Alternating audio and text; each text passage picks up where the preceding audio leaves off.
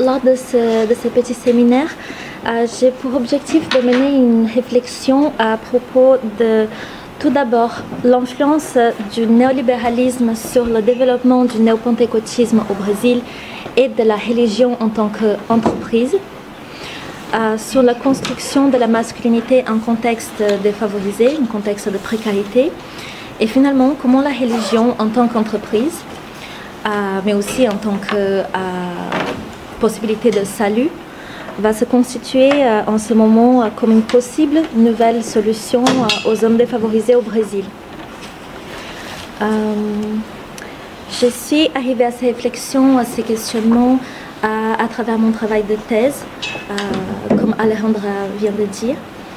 Je suis encore en train de la réaliser et qui parle sur la question des raisons d'adhésion des femmes défavorisées au Brésil aux églises pentecôtistes et néopentecôtistes.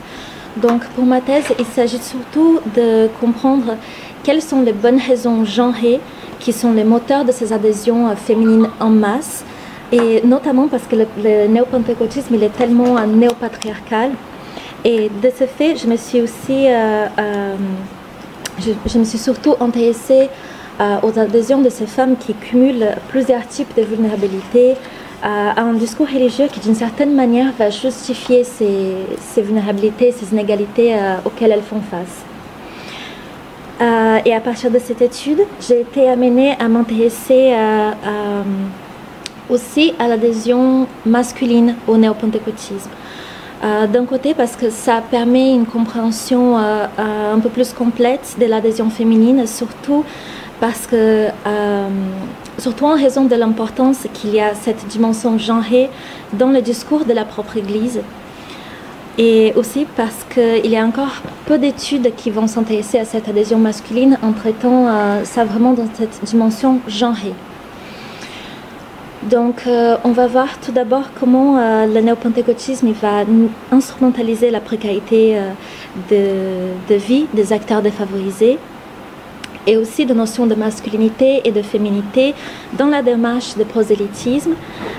Et comme ça, on va essayer de comprendre les succès de cette religion au Brésil, mais aussi dans d'autres pays et des régions qui présentent un contexte social similaire à celui du Brésil, donc un contexte néolibéral et postcolonial. Ce séminaire il est basé sur des travaux que j'ai réalisés depuis ma deuxième année de master. Tout d'abord, c'était un travail théorique qui s'est construit un peu comme un état de l'art en profondeur sur les études qui ont été menées à propos de l'adhésion au néopentecôtisme et au pentecôtisme au Brésil et autour du monde. Et ensuite, j'ai réalisé l'année dernière 6 mois de travail de terrain à São Paulo, où j'ai fait de l'observation participante dans de nombreuses églises pentecôtistes et néopentecôtistes, et aussi dans une association de femmes qui lutte contre la violence dans les rapports conjugaux et familiaux. Et à partir de ces observations, j'ai pu réaliser quelques entretiens semi-directifs portant sur les raisons d'adhésion au pentecôtisme, sur les raisons de désaffiliation et leur impact sur l'unité familiale et sur les rapports de genre.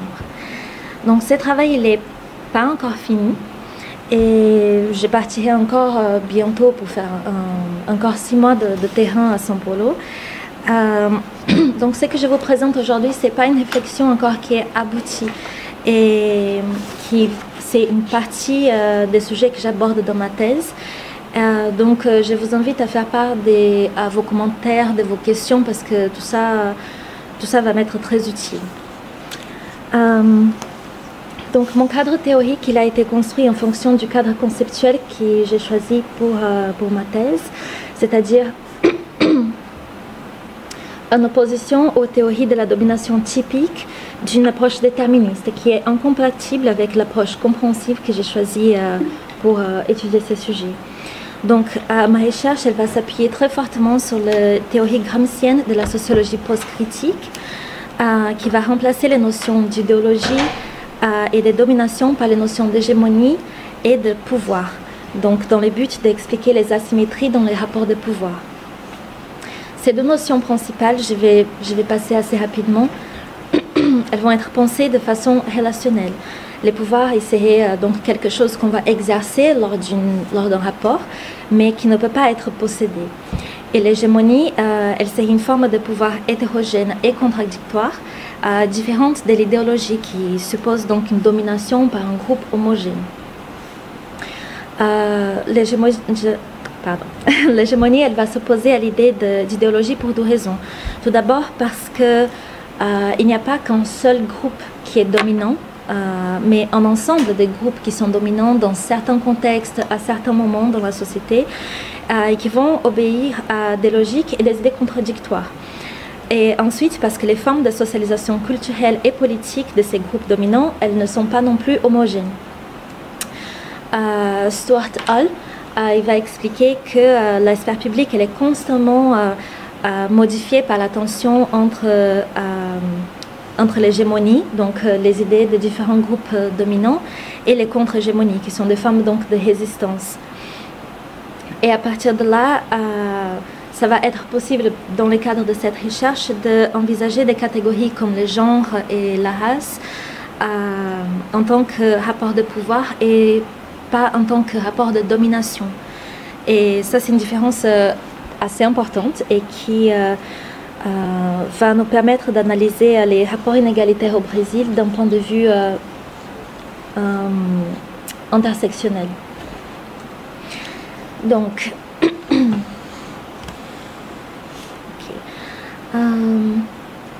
de très nombreuses études se sont intéressées aux effets du tournant néolibéral sur les populations précaires. Dans le cas brésilien, il est nécessaire de rajouter quelques informations pour qu'on ait une meilleure compréhension du contexte politique et économique du moment de ce tournant. Tout d'abord, les années 80 au Brésil, c'était la fin d'une dictature militaire très répréhensive qui a duré 21 ans. Et c'est au cours de cette décennie que commencent aussi les processus de redémocratisation, ce qui va signifier une forte instabilité politique et aussi économique, avec des taux d'inflation très importants et le début d'un processus de privatisation des services publics qui va creuser des inégalités qui étaient déjà là. C'est à ce moment également qu'on voit le développement, enfin l'expansion du néopentecôtisme au Brésil, qui va se différencier du pentecôtisme traditionnel qui était présent au Brésil depuis le tout début du XXe siècle par la mise en place de l'exorcisme et aussi d'une volonté d'intégration à la société, c'est-à-dire l'investissement dans les médias, surtout la télévision, la radio et plus récemment Internet, et la théologie de la prospérité et la participation politique. Alors que le pentecôtisme traditionnel, il va préconiser l'éloignement des fidèles de tout ce qui est un rapport au mondain pour se consacrer presque entièrement aux pratiques religieuses.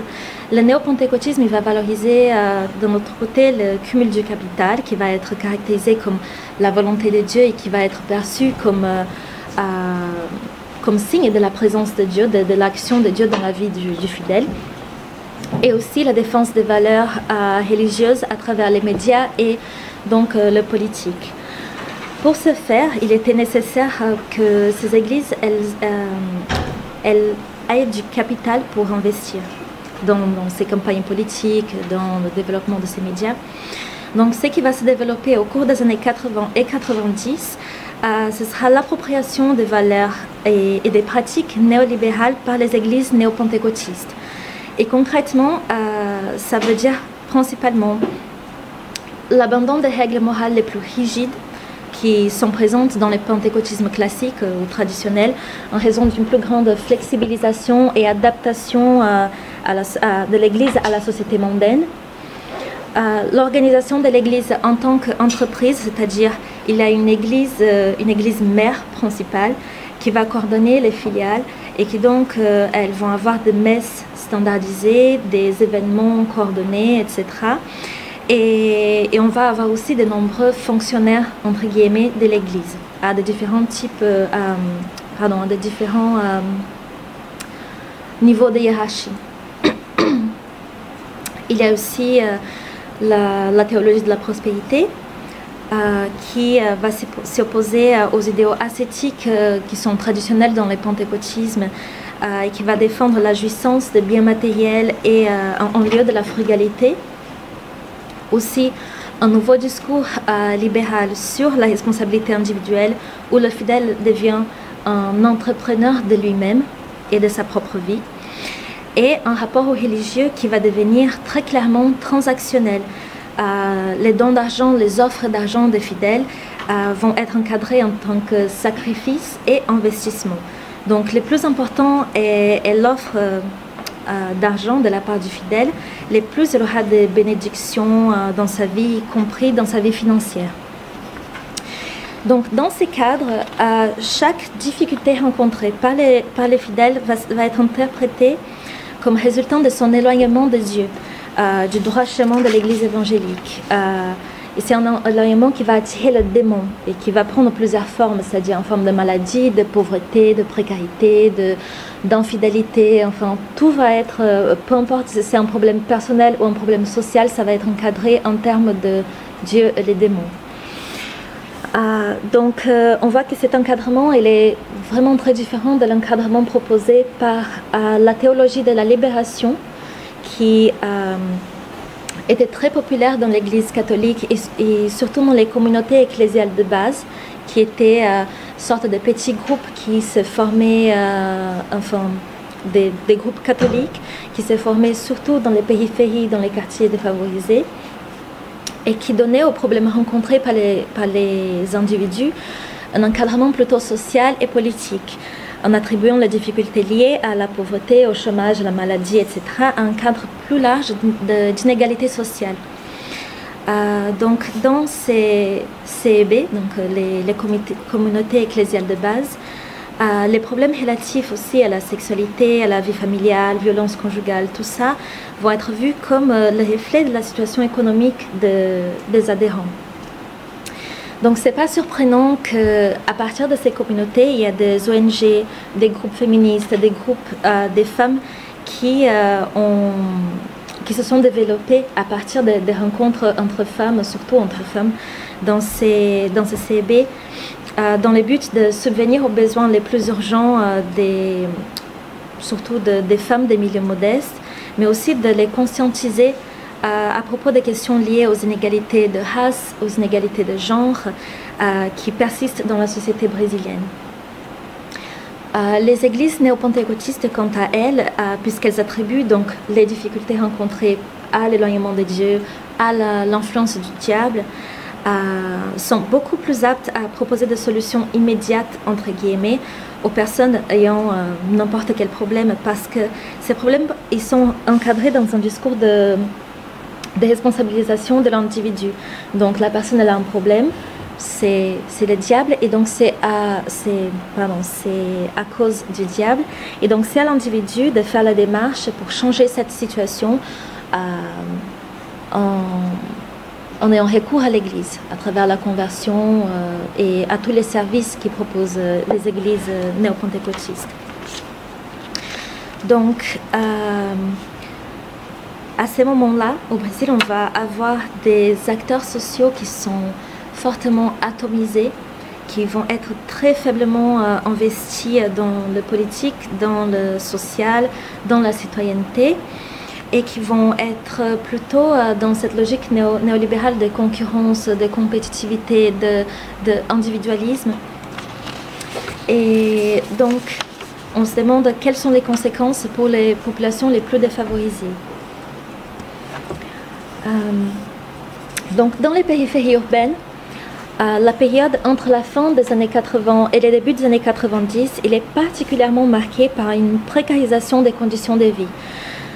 Comme l'explique la sociologue Mariana Cortés, au moment même que le pays se redémocratisait, il retrouvait en cours dans le paysage mondial un processus d'institution des politiques néolibérales qui va instaurer une sorte de nouvelle fatalité. Donc, l'horizon de l'égalité et la quête de l'extension des droits sociaux vont être complètement absents de l'agenda politique. Et il ne s'agit plus de construire une ordre social plus juste, plus égalitaire, plus démocratique, mais plutôt de gérer les conséquences d'un nouvel désordre ce serait le résultat du de la déréglementation de l'économie et de l'ouverture du marché. Donc les inégalités, la pauvreté, la violence, ils ne vont plus être combattus, mais ils vont être gérés. Et toujours selon Cortés, la diffusion de ces fatalismes néolibéraux a changé la vie des individus, des sujets des périphéries des grandes villes brésiliennes. Donc la croyance à l'ascension sociale de la famille, la garantie d'emploi appuyée sur l'action des syndicats, les CEB de l'Église catholique qui ont allié à la fois la foi chrétienne et la lutte pour l'amélioration des conditions sociales et qui était encore faiblement mais encore présent au Brésil des années 60 jusqu'aux années 80. Ça va entrer complètement en déclin et ça va être excusez-moi, ça va entrer en déclin et en raison d'une nouvelle configuration qui a lieu dans les périphéries. Donc cette nouvelle configuration va être plutôt marquée par l'emploi flexible et les sous-emplois, le processus de favelisation, c'est-à-dire la concentration de la population défavorisée dans les bidonvilles. Et avec cela, la criminalité elle va s'affirmer davantage comme une option possible pour les jeunes hommes. C'est surtout l'idée d'autosuffisance qui attire les jeunes hommes des favelas du sud-est brésilien vers le crime organisé et les trafics de drogue qui sont perçus par ces jeunes comme un peu comme leur seule possibilité d'émancipation financière. Comme on a vu ces moments de tournant néolibéral, on a eu la privatisation des secteurs comme des secteurs publics, c'est-à-dire surtout la santé et l'éducation, et le fait que toutes les classes moyennes elles ont donc migré vers les écoles privées, les écoles particulières comme on dit. Les écoles publiques elles sont devenues d'autant plus précaires, vraiment comment dire, enfin elles ont été complètement oubliées par les gouvernements et c'est juste les personnes vraiment très défavorisées qui ont dû rester dans ces écoles. Donc il n'y avait pas assez de professeurs. Ça aujourd'hui c'est encore un grand problème au Brésil et c'est pour ça qu'en fait dans ces contextes-là, faire des études, essayer d'entrer dans un marché de travail hyper compétitif n'est pas vraiment une option envisageable pour ces jeunes des favelas, surtout à ces moments-là. Donc voilà, l'adhésion à un réseau de crime organisé va garantir donc pas seulement la subsistance enfin, des individus et de leur famille, mais aussi l'obtention d'un statut à l'intérieur de la favela. Effectivement, la violence ou tout simplement la possibilité de commettre un acte violent avec une arme à feu, par exemple, va rendre à ces jeunes défavorisés l'opportunité de se sentir dangereux et par conséquent respectés et révélisés. Eux en étant dans les bidonvilles, en étant très précaires, se sentent surtout impuissants. Donc voilà, là pour donner suite à notre raisonnement, je voudrais qu'on s'intéresse rapidement à la question de la masculinité hégémonique.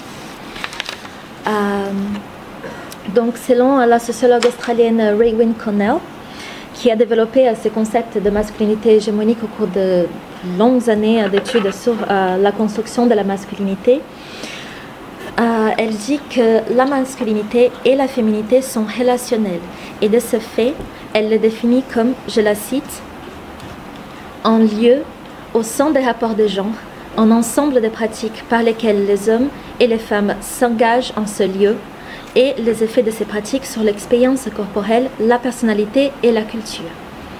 Donc, la notion de masculinité hégémonique, elle est pensée par Connell à travers une approche intersectionnelle qui prend en compte les rapports de genre, de race, de classe et qui l'amène à définir 4 types principaux de masculinité. La masculinité hégémonique, les masculinités complices, les subordonnés et les marginalisés. Je vais rapidement aborder ces définitions. Donc, la masculinité hégémonique, elle n'est pas un type de personnalité figée, envahissante, mais c'est une masculinité qui est en position hégémonique dans une structure donnée des rapports de genre, mais qui a une position qui est toujours sujette à des contestations. Donc on revient à cette question du pouvoir, enfin de l'hégémonie telle qu'elle a été définie par Gramsci. Et donc voilà, ça fait que les autres types de masculinité, ils vont se définir par rapport ou même en opposition à cette masculinité hégémonique. Donc les masculinités subordonnées, elles sont dominées et posées en contre-modèle. On peut penser typiquement aux masculinités homosexuelles, par exemple. Les masculinités complices, elles vont soutenir la masculinité hégémonique sans forcément s'y conformer, mais surtout parce qu'elles tirent profit du patriarcat. Et les masculinités marginalisées sont celles des groupes ethniques et sociaux marginalisés, dominés, entre guillemets, qui peuvent, par exemple comme les athlètes noirs, incarner un modèle de masculinité hégémonique sans engendrer une autorité sociale au nom du groupe dont ils sont issus. Donc voilà, ça ce sont des idéotypes entre guillemets de masculinité qui ne sont vraiment pas du tout étanches, qui ne sont pas figés, mais qui peuvent coexister, qui peuvent... enfin, comment on considère les pouvoirs comme quelque chose qui s'exerce dans un contexte précis. Un homme qui fait partie d'une masculinité hégémonique dans un contexte, il peut très bien faire partie dans un autre contexte d'une masculinité plutôt complice ou marginalisée et ainsi de suite. Donc voilà, Connell, elle va expliquer que l'hégémonie d'une ou d'autre forme de masculinité est une relation historiquement dynamique. Donc, comme j'ai dit, elle va être toujours en train de changer. Et que, surtout, l'hégémonie, elle ne peut s'établir que s'il existe une certaine correspondance collective, sinon individuelle, entre idéal culturel et pouvoir institutionnel. Donc, en d'autres mots, on peut situer la masculinité hégémonique dans une société néolibérale et postcoloniale comme le Brésil, comme en gros l'homme d'affaires blanc de classe moyenne qui va réaliser sa masculinité dans les succès professionnels et dans les succès familial, qui va donc voilà, être un peu, pas nécessairement le gagne-pain, mais qui quand même va subvenir aux besoins de sa famille, etc. Lorsqu'on s'intéresse aux marqueurs de masculinité des jeunes défavorisés du sud-est brésilien, qui sont d'ailleurs, voilà, on va voir très différents des marqueurs de jeunes de classe moyenne, on peut constater qu'ils sont très similaires à ceux qui sont rencontrés un peu partout dans le monde. Globalement, les hommes socialement marginalisés, ils ont recours à des discours et des pratiques similaires lors de la construction individuelle et collective de leur mode de masculinité, notamment en ce qui concerne l'usage de la violence sous des différentes formes, qui peut être symbolique, par exemple, l'importance de la virilité hétérosexuelle à travers la fréquentation de multiples partenaires sexuels, et aussi d'une sociabilité qui va être fortement centrée sur la quête d'approbation du groupe de pairs, enfin des amis, au détriment des relations familiales. C'est-à-dire en raison de leur exclusion et du fait que d'autres marqueurs de masculinité typiques d'un contexte néolibéral ne leur sont pas disponibles, du fait de leur position sociale, aussi voilà, de leur ethnie, de leur race. La forme de masculinité va se baser surtout sur des démonstrations de force, d'endurance et de violence, que comme je dis, peut être juste une violence symbolique. De ce fait, quand on observe les discours des hommes périphériques en termes de possibilités d'ascension sociale importante, c'est-à-dire qui va permettre à l'individu d'atteindre les objectifs partagés dans une société néolibérale, c'est-à-dire de consommation, d'ostentation un peu, d'avoir des marqueurs de classe et tout, ils ont franchement très peu d'options. Donc il y a la criminalité, comme on a dit, il y a la musique et le sport en fait. c'est que toutes ces options, elles ont en commun, c'est pas seulement la possibilité d'ascension sociale, mais aussi elles représentent des formes de masculinité très respectées dans ces milieux. C'est-à-dire, dans les trois cas, l'homme il va devenir d'une certaine manière autosuffisant, il ne va pas être lié au salariat, à la routine. Il va faire des démonstrations de force, de violence, même si elle est juste symbolique. Par exemple, dans les cas des paroles de musique ou des cas, par exemple, de montrer sa violence au milieu d'un match de foot, etc. Il va connaître invariablement un important succès auprès des femmes et il va entretenir des rapports très proches avec d'autres hommes qui vont avoir aussi un certain pouvoir. Donc voilà, ces activités elles vont être assez d'accord avec les types de masculinité périphériques. Voilà, on peut appeler aussi les masculinités d'exclusion qu'on vient de définir. Par contre, ces activités, elles sont très coûteuses d'un point de vue individuel et elles sont aussi très soumises à l'incertitude. Si on pense à la musique ou au sport, ça demande un énorme investissement du sujet, à l'acquisition de différents types de compétences, un capital social aussi très important et elles sont très concurrentielles. C'est très difficile de vivre de ça. Dans les cas de la criminalité qui se présente un peu comme l'option la plus accessible, entre guillemets, les coûts il va être surtout psychologique. Parce que l'individu il est en permanence menacé par la possibilité de se faire trahir par ses partenaires, d'être victime de violences de la part de ses ennemis, voilà, de notre gang ou de la police, ou d'aller en prison. Donc, et en plus c'est un moyen illégitime si on pense aux catégorisations voilà, de Robert Merton pour atteindre des objectifs légitimes. Et c'est là le fait que ce soit illégitime, que ce soit voilà, une activité illégale, ça a aussi un coût, un impact sur le psychologique. Donc on peut se demander à partir de là qu'est-ce qu'il existe comme possibilité. Donc, du fait de la forte présence dans les quartiers défavorisés, ce qui fait qu'elle soit très accessible et du succès économique rencontré par certains de ces fonctionnaires, entre guillemets, les églises néo-pentecôtistes elles vont s'affirmer de plus en plus comme une nouvelle solution pour les jeunes hommes périphériques qui vont mobiliser leur conversion en tant que conduite d'innovation économique. Également, l'Église, elle va avoir le différentiel de se présenter comme un lieu où les acteurs ils peuvent aspirer à faire partie de l'Église entreprise en tant que pasteur ou missionnaire surtout.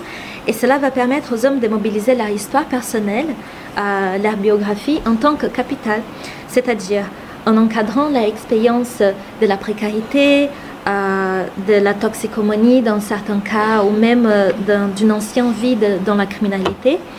Enfin, tout ce qui était vu comme illégitime dans son histoire personnelle peut être mobilisé de manière positive à travers son encadrement dans une narrative de victoire, de surmonter les adversités, de libération du démon même à travers la religion. Et enfin, l'Église elle va se présenter aussi comme une possibilité de passage à la légitimité. C'est-à-dire qu'une fois converti, l'individu, notamment l'homme, parce que voilà, les narratives de conversion de femmes, elles sont très différentes. Après, si vous voulez, je peux entrer un petit peu dans le détail. Mais il y aura cette question de rompre avec un passé marqué par ces activités illégitimes ou seulement par l'éloignement de Dieu et recommencer une nouvelle vie, devenir un born again. Et en effet, de nombreuses recherches vont attribuer à cette capacité de transformation des comportements masculins ou de contrôle des masculinités l'adhésion féminine en masse aux églises. Je vais citer un peu rapidement, je pense que je passe un peu mon temps. Dans une ethnographie réalisée à Rio de Janeiro, dans les années 90, la sociologue Maria das Dores Campos Machado Elle compare les raisons et les conséquences de l'adhésion féminine et masculine des classes populaires et moyennes aux églises catholiques et aux églises pentecôtistes sur les rapports de genre et au sein de la famille. Il y a une hypothèse avec laquelle elle travaille, selon laquelle l'adhésion aux valeurs morales et des comportements de l'Église néo-pentecôtiste apporterait une consolidation de la famille à travers une plus grande égalité au sein du couple.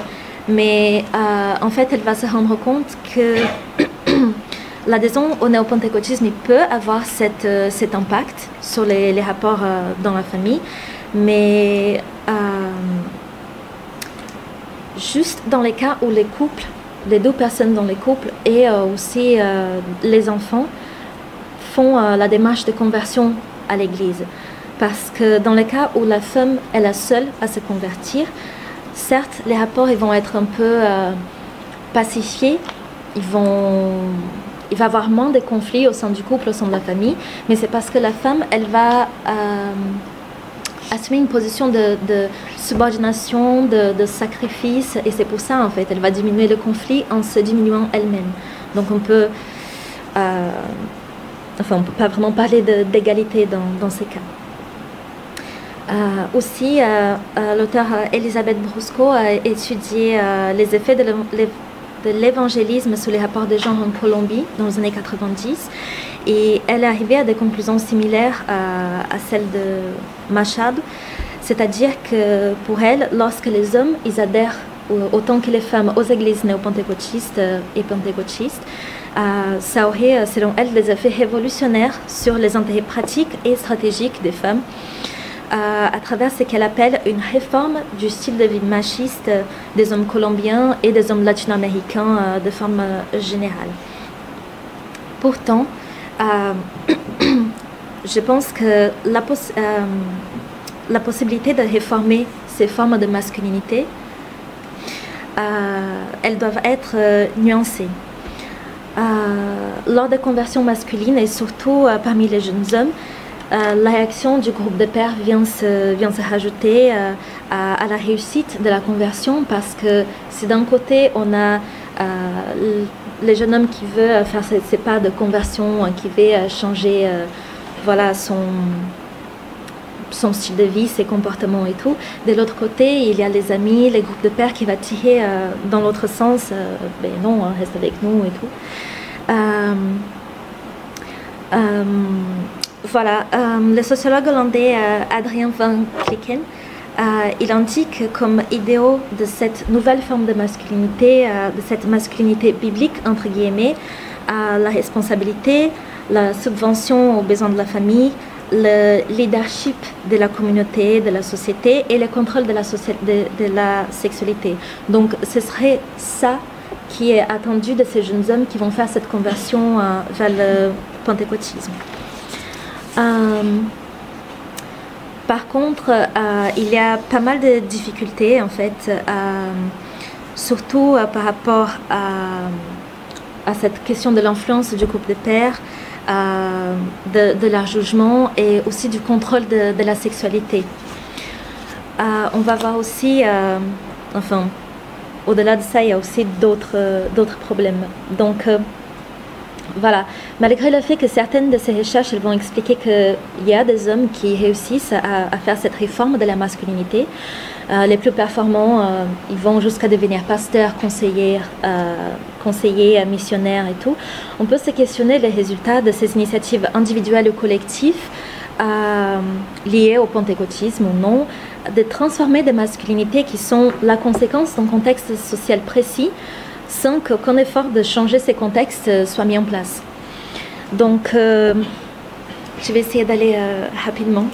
L'hypothèse avec laquelle je travaille en ce moment, c'est que les églises néo-pentecôtistes, elles vont se présenter aux hommes défavorisés comme un endroit où ils vont pouvoir atteindre certains objectifs qui, à cause de leur situation sociale, raciale, de discrimination, etc., ne leur sont pas accessibles, ou du moins ne sont pas facilement accessibles.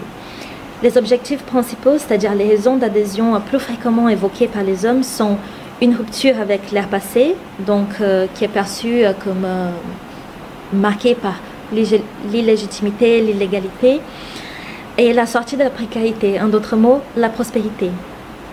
En contrepartie de ce que l'Église elle va proposer, entre guillemets, ou qu'elle va promettre, elle va exiger de l'homme c'est que les néo-pentecôtistes vont appeler une transformation spirituelle, et c'est que nous, on va appeler un changement de type de masculinité, c'est-à-dire l'abandon d'un ensemble de comportements vus comme négatifs, comme on vient de voir. En d'autres mots, les passages de cette masculinité d'exclusion à une masculinité biblique, qui va être en fait juste une dérivation de la masculinité néolibérale. Les valeurs sont les mêmes. Et donc cela va faire que la conversion religieuse, elle devient d'autant plus attirante pour les hommes périphériques avec ces passages à une masculinité biblique, que leur permettrait de réaliser la masculinité, c'est-à-dire, entre beaucoup de guillemets, en grossissant le trait, de se sentir homme, sans être sujet aux multiples risques qui sont caractéristiques d'une masculinité de type périphérique ou d'exclusion. Donc par contre, ces changements de masculinité, il est très difficile à réaliser, pas seulement parce qu'il y a toute cette question de transformation des comportements, mais la difficulté principale, c'est que les conditions matérielles pour la réalisation de cette masculinité qui est basée sur la réussite professionnelle, l'autorité masculine, l'homme en tant que gagne-pain du foyer, le contrôle de la sexualité, elles ne sont pas vraiment accessibles aux hommes défavorisés. Enfin, si, cette masculinité, elle peut se réaliser, mais seulement si la conversion religieuse, elle coïncide avec une opportunité professionnelle pour l'homme, ou si au-delà de sa conversion, il réussit à intégrer cette église entreprise, c'est-à-dire en devenant pasteur ou missionnaire, et en ayant par là les moyens matériels nécessaires au passage à une masculinité biblique néolibérale. Donc on peut affirmer que la conversion au pentecôtisme, elle ne crée pas de vrais changements de masculinité, parce que les conditions pour ces changements, elles sont inatteignables pour la plupart des individus défavorisés. Du moins dans une société comme le Brésil, qui est très inégalitaire, voilà, comme on a vu. Donc en termes de carrière professionnelle, le néopentecôtisme, il est effectivement, il est une nouvelle solution. Oui, il est au moins une nouvelle alternative par rapport aux anciennes possibilités, enfin aux possibilités traditionnelles qui se présentent aux hommes périphériques. Mais par contre, il n'est pas vraiment envisageable. Donc en tant que solution, ça ne tient pas la route. Donc, ce que les églises vont vraiment apporter aux individus est plutôt ce qu'on peut appeler une stabilisation du réel, à travers l'alliance du cadre théologique néopentecôtiste et des principes néolibéraux qui sont donc absorbés par l'Église. D'un côté, le cadre théologique, il va fournir des explications spirituelles au comportement masculin problématique, comme on a vu, à travers la mobilisation d'un discours selon ces comportements, ils ne sont pas dus à un contexte social où l'individu, ils sont dus à la présence et l'influence du diable, du démon dans l'esprit. Cela permet de créer une frontière étanche entre les biens et les mal, qui va organiser tous les rapports des fidèles avec le monde autour d'eux, entre eux-mêmes aussi, et leur donner une vision du monde stabilisée et simplifiée. Donc, non seulement tous les problèmes rencontrés, dans cet encadrement, ils vont pouvoir être résolus en ayant recours à l'Église, aux prières, aux exorcismes, etc. Mais aussi les comportements problématiques ou illégitimes des convertis, ils peuvent être perçus comme une influence extérieure négative qui peut être bannie avec la pratique de l'exorcisme, des prières, de tout ça. Et de l'autre côté, la dimension néolibérale de cette religion, elle va mobiliser la notion de responsabilité individuelle d'une manière positive, c'est-à-dire l'individu n'est pas vraiment responsable de ses comportements négatifs ou des situations difficiles auxquelles il fait face, mais il est responsable de tout ce qui lui arrive de bien, parce que c'est lui qui mobilise Dieu, notamment à travers, comme j'ai dit, les offres d'argent et les prières. C'est son action à lui qui va déclencher l'action de Dieu, le miracle. Donc cet encadrement de la responsabilité individuelle, elle va donner à l'individu un peu plus de capacité d'agencement, alors que, comme on a vu, dans un contexte de forte précarité, de discrimination, de vulnérabilité, les individus ils vont plutôt se sentir impuissants. Donc voilà.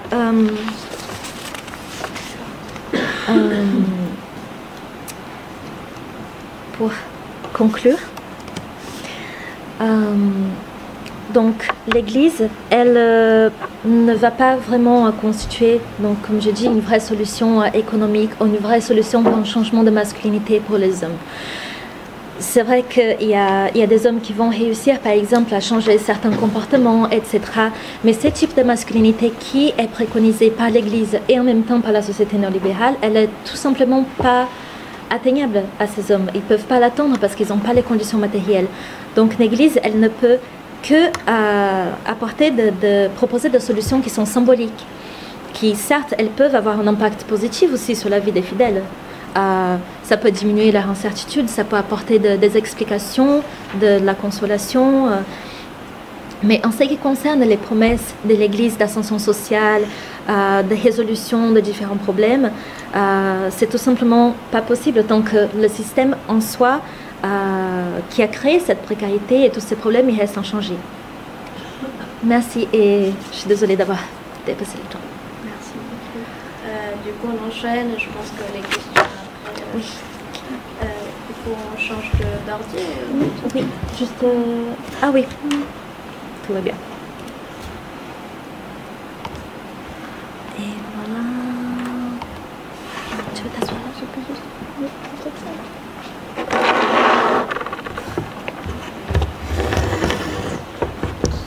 C'est le... Ah, là. Ah, bonsoir à toutes et à tous. Je m'appelle Paula Alegria, je suis étudiante de doctorat en anthropologie sociale à l'Université de São Paulo. Je suis à Paris juste pour un séjour de recherche à l'EHESS. Ce sera ma première présentation en français, donc je vous demande un peu de patience et générosité. J'ai beaucoup de slides dans le diaporama. Le diaporama a deux fonctions. La première, c'est pour vous aider à comprendre mon accent. Et tout ce que je veux dire, ça serait vraiment dans le diaporama.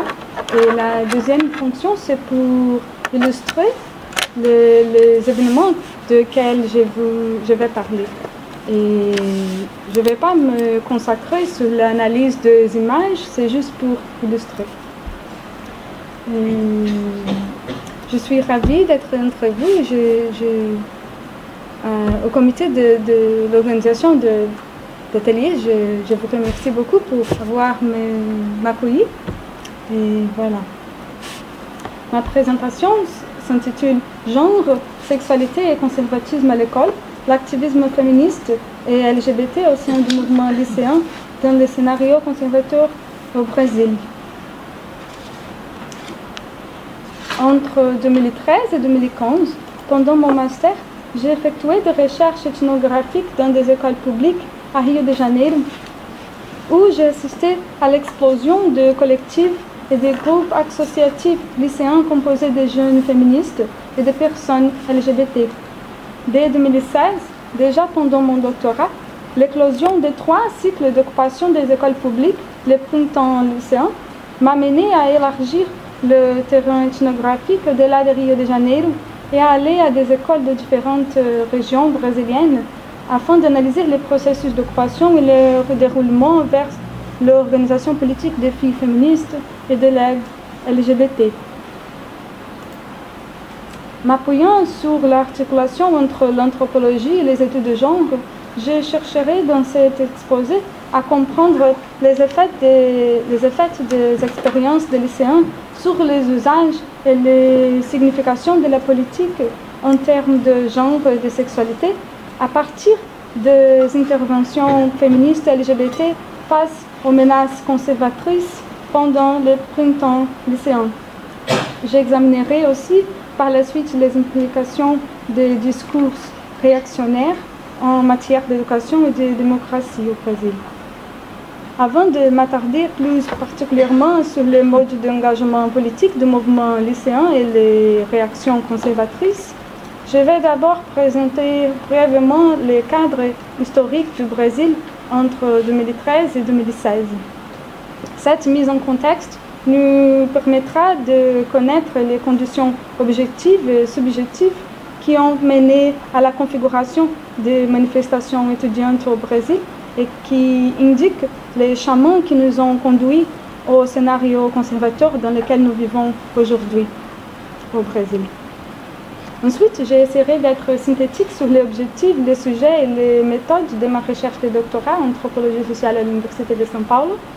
Ainsi, il sera enfin possible d'aborder comment mon sujet de recherche s'articule à un scénario de transformation sociale dans lequel le genre et la sexualité chez les plus jeunes s'établissent en tant que point central d'une arène de tension. Alors, le 20 juin 2013, environ 1 million de personnes ont participé à des manifestations partout au Brésil, dans le cadre d'une expression d'agitation populaire massive et jamais vue auparavant. Bien que l'impulsion initiale des manifestations ait été le mouvement Passe Libre au sein de la lutte contre l'augmentation de tarifs de transport en commun, l'ordre du jour s'est élargi au fil du mois, prenant en compte d'autres revendications, parfois contradictoires, notamment la violence policière, le coût de la vie en os et l'impact de la Coupe du Monde et des Jeux olympiques sur les dépenses publiques. Cette manifestation de dissidence populaire, qui a duré plusieurs jours, a été connue sous le nom de Journée de juin, marquée par une mise en résonance des mouvements et des subjectivités. Ça, c'est des images.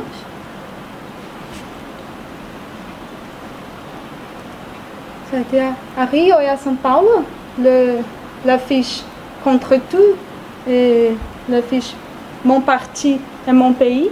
Et ça illustre un peu la diversité de revendications dans les manifestations.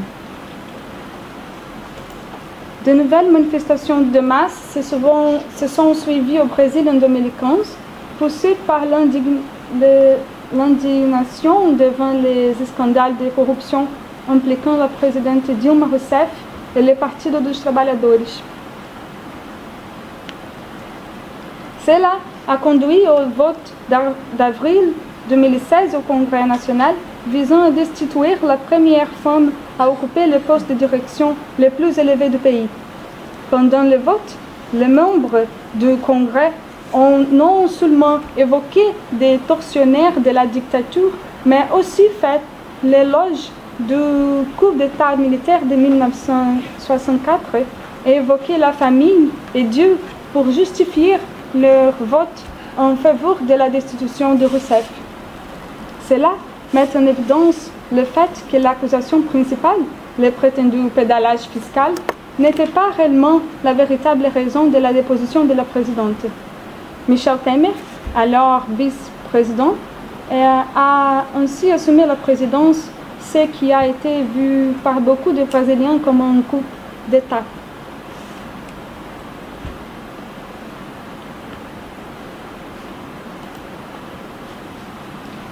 À la lumière de ces événements, certains analystes pensent qu'après les journées de juin 2013, Brésil a pris un virage à droite avec l'émergence de discours conservateurs et extrémistes.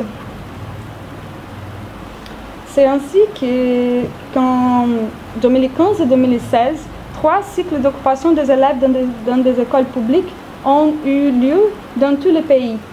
Beaucoup d'entre eux ont cherché à s'éloigner de la rhétorique des partis et de la polarisation politique. Les occupations ont imprimé une conscience collective à toute une génération de lycéens brésiliens et ont déclenché une dynamique politique qui relève des expériences de manifestations anti-mondialisation ou alter-mondialisation dès la fin des années 90 et du début des années 2000.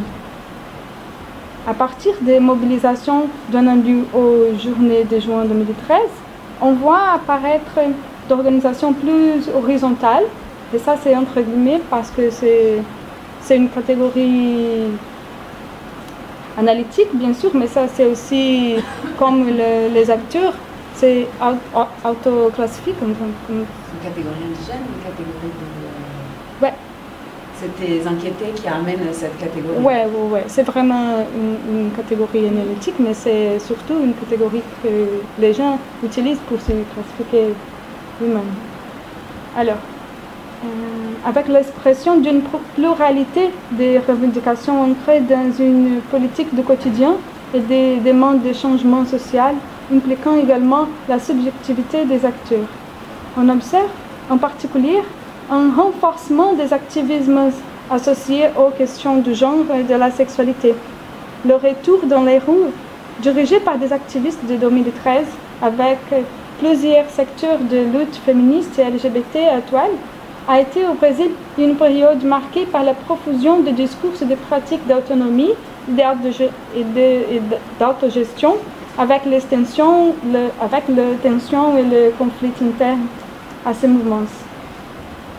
En même temps que le déclin du pouvoir mobilisateur de force de la démocratie représentative a fait place au renforcement de la contestation des inégalités et des hiérarchies en termes de genre et de sexualité par les groupes autonomistes, le Brésil conservateur a été menacé par un niveau d'exigence plus élevé en matière de droits sexuels et reproductifs et des droits des femmes.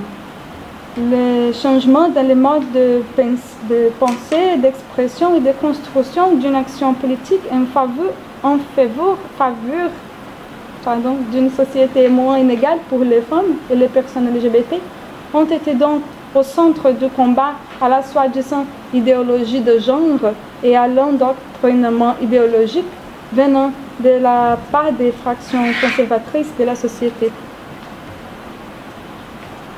Face à des projets de loi et des directives visant à l'enseignement primaire et secondaire, le combat à l'idéologie de genre et l'endoctrinement idéologique, nous assistons alors à la réinvention des modes d'organisation politique et des expériences de résistance au sein du mouvement lycéen dans la lutte contre le sexisme et l'homophobie à l'école.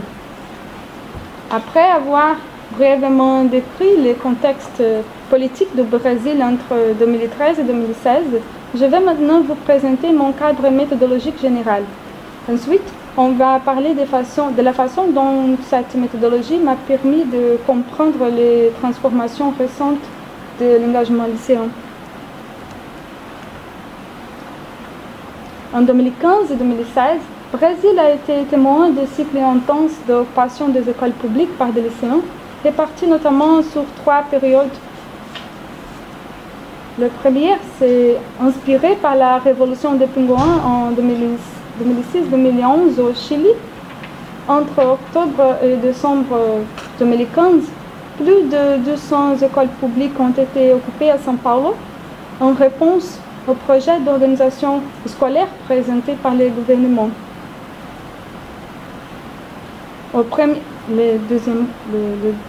Deuxième moment, au premier semestre de 2016, environ 300 écoles publiques et centres administratifs d'éducation ont été occupés pour différentes raisons. À titre d'exemple, à Goiás et à Mato Grosso, les élèves se sont mobilisés contre la privatisation de l'éducation. À Rio de Janeiro et à Ceará, contre la réduction de dépenses d'infrastructures dans les établissements. Et enfin, à la fin de 2016, lorsque nous avons vu l'apogée de ces mouvements, près de 1200 écoles étaient occupées dans les 21 États de la Fédération contre les réformes à l'échelle nationale proposées par le président de l'époque. Le projet de limitation du budget pour l'éducation pendant 20 ans, une sorte de régime d'austérité, le projet de loi sur la réforme des lycéens, sur la réforme du lycée, et les mouvements conservateurs qui cherchent à freiner les débats sur les genres et la sexualité à l'école en défense d'une prétendue neutralité idéologique. Mon ethnographie, pour laquelle j'ai eu recours à une observation participante, a porté sur les questions suivantes. À São Paulo, où j'ai établi dès 2016 un terrain de recherche basé sur l'observation des élèves responsables des premières occupations d'école au Brésil, je n'ai pas suivi le premier cycle d'occupation dans la ville contre le projet de réorganisation scolaire, mais j'ai pu observer l'occupation de l'Assemblée législative de São Paulo et du centre administratif des écoles publiques contre la corruption locale dans le système d'achat de repas pour les cantines scolaires dans le deuxième moment de manifestation. Et aussi à Rio de Janeiro, où je concentre mon travail d'observation depuis 2013 dans 2 écoles publiques. J'ai ainsi suivi environ 30 de 85 jours d'occupation en décembre 2016, pendant le 3e et le plus large cycle de ce mouvement. L'occupation s'opposait au projet de limitation du budget national pour l'éducation, à la réforme des lycées et au mouvement École sans parti et ses initiatives conservatrices traitant de l'idéologie de genre. Au troisième moment des occupations, plus de 850 de quelques 1200 écoles occupées au Brésil se trouvaient à Paraná, dans le sud du pays. L'importance des manifestations dans cette région m'a mené à visiter 5 écoles occupées pendant une quinzaine de jours. Les occupations s'opposaient aussi au projet de limitation du budget national pour l'éducation, à la réforme du lycée et au mouvement École sans parti et ses initiatives conservatrices traitant de l'idéologie de genre. Il est essentiel de souligner l'hétérogénéité du mouvement lycéen au Brésil. Dans ma recherche, j'ai choisi de faire connaître les configurations d'une partie de cet engagement, celle des élèves qui se disent autonomes, largement responsables des occupations. Ce groupe diffère de 2 autres que composent le mouvement lycéen contemporain. Grosso modo, les conservateurs, dont beaucoup sont des sympathisants de Jair Bolsonaro et membres du mouvement des occupations, et les entités institutionnalisées comme l'Union nationale des étudiants et l'Union brésilienne des lycéens. À partir de la perspective intersectionnelle des marqueurs de différence qui mettent en valeur les marqueurs de génération, genre et sexualité dans ma recherche et leurs relations mutuelles complexes, ma recherche s'intéresse en ce moment au programme conservateur du Brésil et son rapport à l'organisation politique des filles féministes et des jeunes LGBT pendant le printemps lycéen. Ainsi, la dimension de l'école est mise en avant comme un espace public controversé dans un contexte où le discours vise à limiter à un horizon plus étroit d'enseignement et d'apprentissage sous l'accusation selon laquelle les connaissances théoriques sur le genre et la sexualité devraient être considérées comme des idéologies de gauche ou marxistes.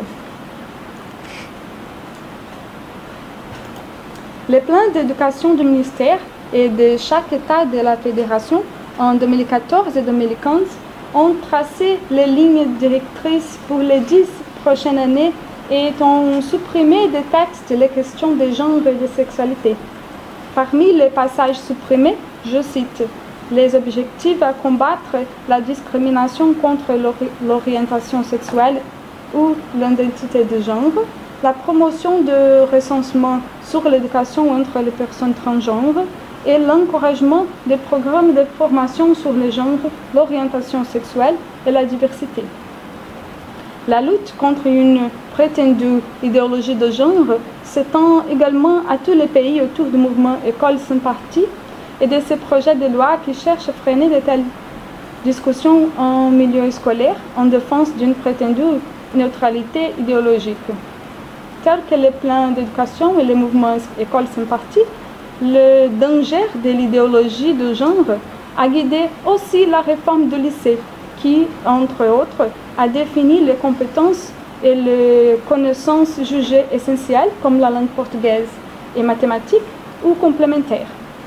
Pour ces dernières, les complémentaires, c'est à l'école de décider lesquelles seront offertes parmi les connaissances non obligatoires, non par hasard.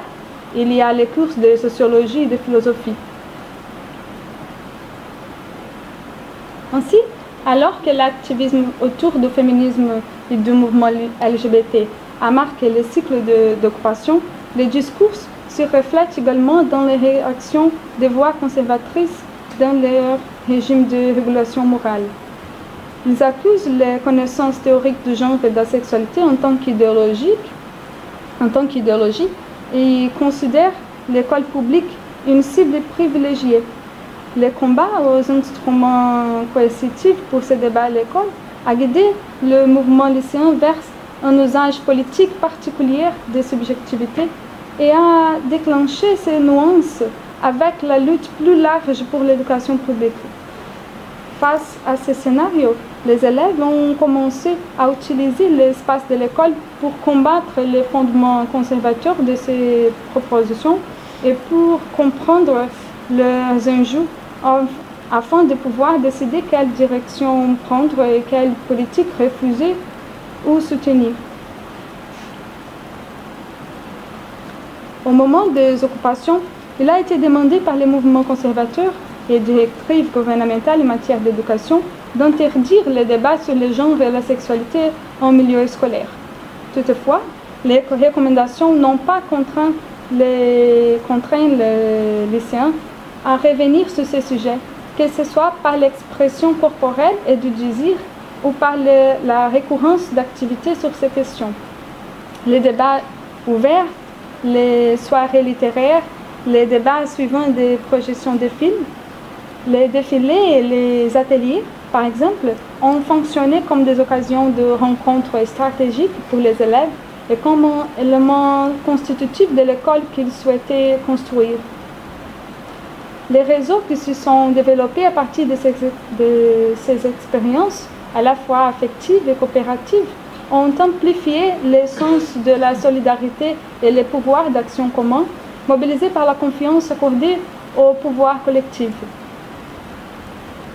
Tout le soutien émotionnel, l'accumulation de connaissances facilitées par l'accès à ces contenus sur Internet et les dialogues sur leur expérience individuelle ont amené ces jeunes à développer des réflexions sur les situations d'oppression au-delà des réformes éducatives proposées, comme dans l'occupation elle-même, lors des manifestations vis-à-vis des policiers, des enseignants, sur les chemins à l'école, à la maison, à l'église, etc., etc. Les activités les ont conduites à parler de l'estime de soi et de l'assurance personnelle nécessaire à réagir et à participer aux décisions qui affectent leur vie et leur autonomie. Le sujet féministe et LGBT apparaissaient non seulement comme des questions particulièrement présentes, chargées de combativité, mais aussi comme une sorte de chorégraphie de la protestation. L'usage du corps comme instrument de combat forme la manière même dont les voix et expressions corporelles des jeunes seront constituées dans des manifestations publiques. Par conséquent, les fils sur le front, les symboles de féminisme tatoués, les vêtements ou leur absence, les cheveux colorés, bouclés ou rasés, les ornements comme des broches arc-en-ciel ou des pañuelos verts en référence à la lutte pour l'avortement en Argentine. Les affiches disant « Battez-vous comme une fille » et les chairs plus féminins et plus féministes des assemblées apparaissaient imbriquées dans un jeu particulier de composition entre l'expression de soi et la représentation de l'ensemble. Ainsi, la chorégraphie qu'elle entreprend à partir de l'expérimentation du corps en tant qu'instrument de combat confère des dimensions à la fois symboliques et concrètes à l'analyse de la production des pratiques associées au féminisme et aux luttes LGBT dans la jeunesse lycéenne du pays. Les peintures murales était aussi une pratique récurrente pour rendre ce débat visible. À Paraná, en novembre 2016, au sud du Brésil, le mural C'est une anarque a mis en lumière la dénaturalisation des différents types d'oppression et a contesté la reproduction des discours discriminatoires et les projets gouvernementaux. Quand je suis arrivée à l'école, les élèves qui composaient les collectifs féministes se sont rassemblés pour le peindre. Au centre de l'affiche se trouvait la phrase « C'est une anarque ». Tout autour, il y avait ceux que les voyaient comme des anarques, tels que l'idéologie de genre, la guérison gay, la dictature gay, l'égalité des droits, l'euphémisme par opposition au machisme et l'hétérophobie. À São Paulo, pendant l'occupation de l'Assemblée législative d'État à l'ESP, en mai 2016, les lycéens se sont réunis pour un débat sur le genre et la sexualité et ont organisé un défilé défiant les normes binaires et hétérosexistes de genre. Le défilé à l'ESP Fashion Week. C'était ça. L'initiative semblait mettre en évidence la pertinence de ce thème pour élargir l'agenda et pour la reconstitution du mouvement lycéen lui-même. Le défilé a été l'occasion de performances pensées d'un point de vue non binaire, avec des garçons maquillés et enveloppés dans de la literie, simulant des robes longues et des turbans. Les enregistrements de cet épisode ont eu des répercussions dans les journaux et sur les réseaux sociaux et ont été pris comme une forme de provocation, de subversion de la plénière sacrée de l'Assemblée en une grande profanation à la mode queer. Ils ont ainsi fait des amas normatifs du pouvoir parlementaire, leur passerelle. L'utilisation d'expressions telles que va péder, je ne sais pas comment ça se dit, c'est va péder ou respecte les guines. Va péder, tu veux dire quoi? C'est qu'elle disait.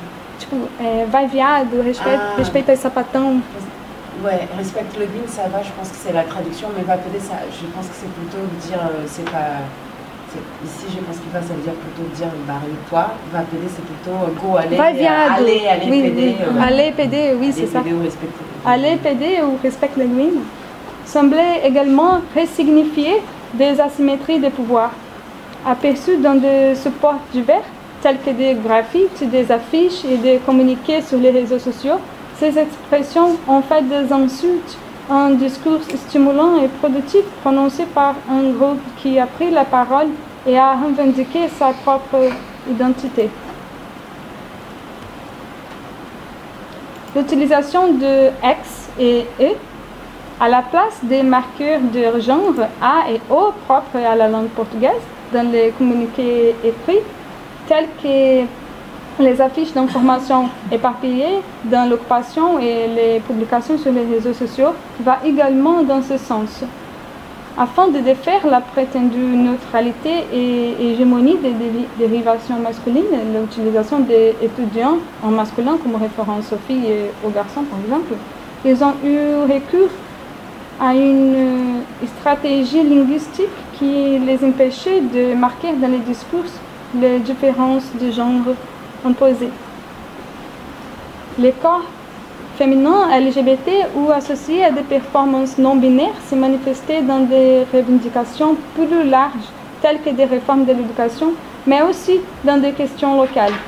La situation des droits sexuels de genre à l'école dans la vie quotidienne a été aussi mise en question, comme le décrochage scolaire des élèves transgenres, les nombreux cas de harcèlement des lycéennes et la demande d'uniformes non binaires, spécifiquement à l'école de Rio de Janeiro, où j'ai mené mon ethnographie.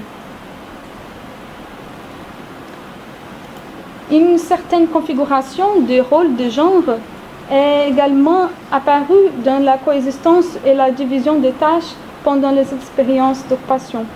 La responsabilité de la cuisine, par exemple, de la nourriture et du nettoyage, de la sécurité à la porte, la formation genrée des comités le fait d'agir et de réfléchir à la tactique dans les assemblées et les actions directes, ce sont des scènes qui nous permettent de percevoir à la fois des continuités et des questionnements des normes qui conduisent aux expressions de genre et de sexualité dans la société.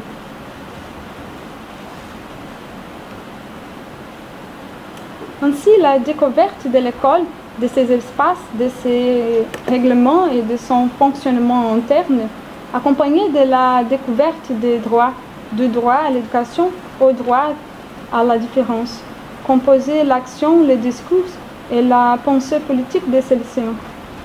Quelle place occupait mon école et moi dans le monde? Qu'est-ce qui fait de moi une fille lesbienne, pauvre lycéenne en école publique? Quels droits me sont refusés ou garantis par cette lecture sociale et par les nouvelles réformes? Comment l'interprétation de qui je suis guide les conditions qui sont imposées à mon école et à moi? Comment ces réformes peuvent m'atteindre? De cette manière, les processus politiques de différenciation ont émergé dans le cadre de la lutte pour l'éducation et au-delà.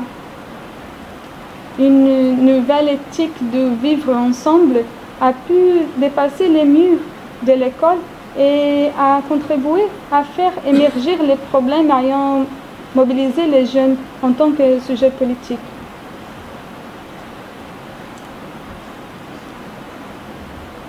Comme nous l'avons vu, ce n'est pas sans conséquence qu'une vague sexiste aussi importante et controversée avec des discours vantant le binarisme sexuel se soit propagée au Brésil. Liu aurait constaté un processus de soumission de corps plus jeune.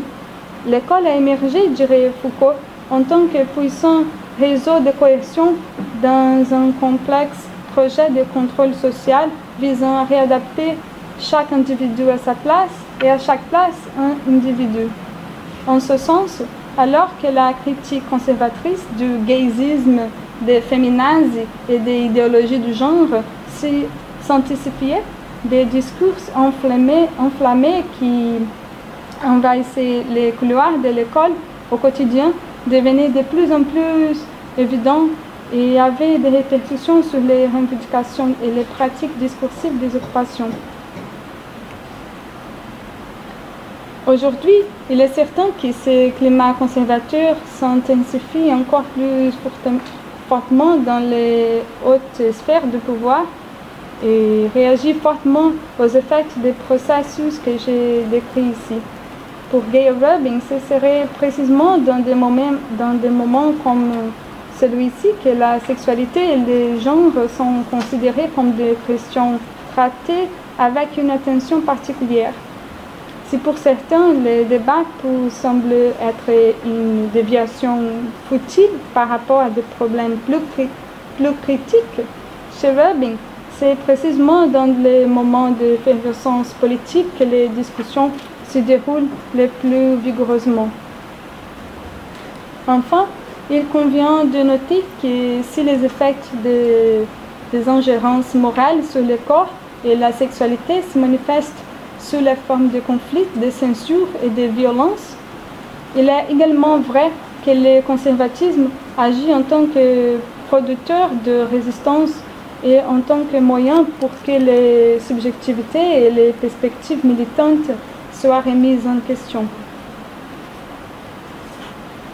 Lors d'une intervention artistique en septembre 2017, les lycéens occupants de São Paulo ont posé des archives avec la question « Que s'est-il passé depuis que nous avons sauté des murs ?»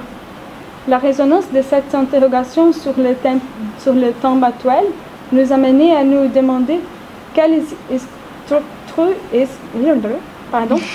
structure résonne encore de ces expériences et quel mur il reste à franchir. Je vous remercie pour votre attention.